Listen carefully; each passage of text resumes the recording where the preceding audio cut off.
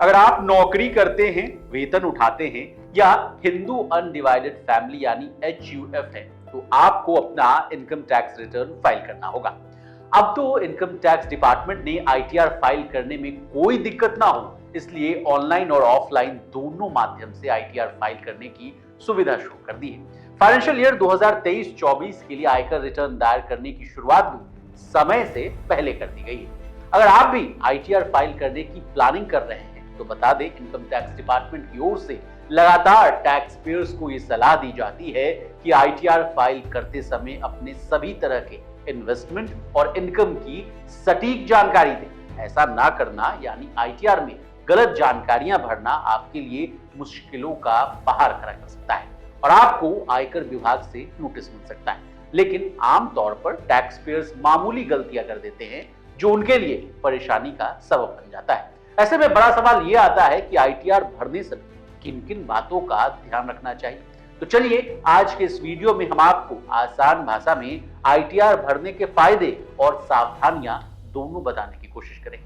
नमस्कार, आप देख रहे हैं लोकमत हिंदी और मैं हूं आपके साथ विशाल शर्मा। अगर आपने किसी बैंक या कोऑपरेटिव बैंक में साल भर में 10 लाख या इससे अधिक रकम कैश में जमा किया है तो उसकी विस्तृत जानकारी आपको ITR में देनी होगी।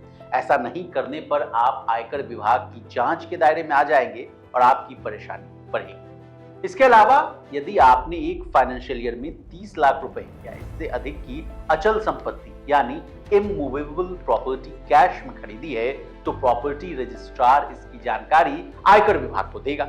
और अगर आपने ITR में इसका खुलासा नहीं किया तो विभाग जो है कैश लेन देन के बारे में पूछताछ कर सकता है और आपको उन पैसों के स्रोत की यानी कहां से वो पैसा आया है उसकी विस्तृत जानकारी देनी।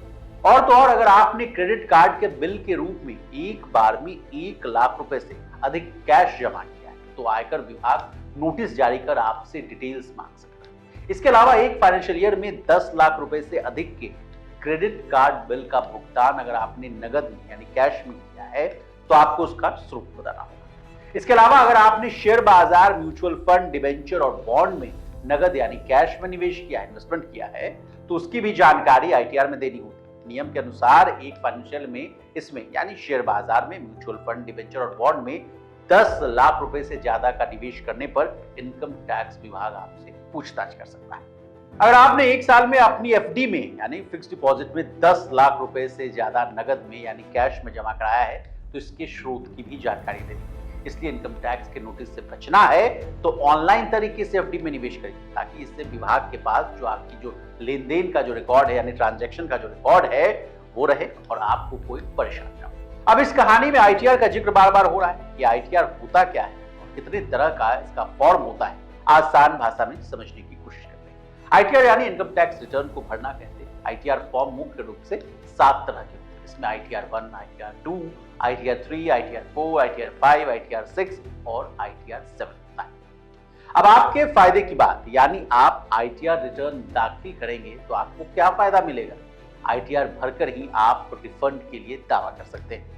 कर की बचत यानी टैक्स की बचत के लिए कटौती और छूट का लाभ उठा सकते हैं। विदेश जाने के लिए वीजा हासिल करने को ITR चाहिए होता है। ITR भर दिया है तो आपको इसमें परेशानी नहीं होगी। अधिक बीमा कवर वाली पॉलिसी खरीदने के लिए इसकी जरूरत होती है तो इसमें भी आपकी मदद होगी। कुछ सरकारी कल्याणकारी योजनाओं और सब्सिडी का लाभ लिया जा सकता है। तो इसी तरह देश और दुनिया और बिजनेस जगत से जुड़ी तमाम ताजा तरीन खबरों के लिए बने रहिए हमारे साथ और देखते रहिए लोकमत।